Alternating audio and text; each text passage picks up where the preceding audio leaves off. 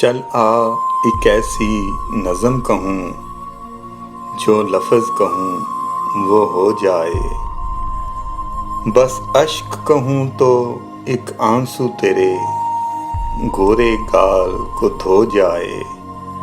میں آ لکھوں تو آ جائے، میں بیٹھ لکھوں تو آ بیٹھے، میرے شانے پر سر رکھے تو میں نیند کہوں تو سو جائے۔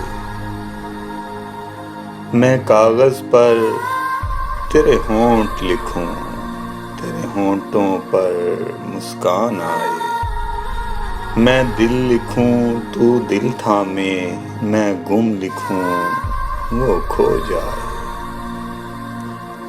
تیرے ہاتھ بناؤں پینسل سے، پھر ہاتھ پہ تیرے ہاتھ رکھوں، کچھ الٹا سیدھا فرض کروں، کچھ سیدھا الٹا ہو جائے۔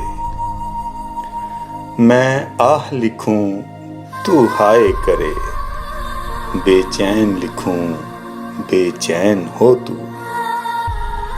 پھر میں بے چین کا بے کاٹوں، تجھے چین ذرا سا مل جائے۔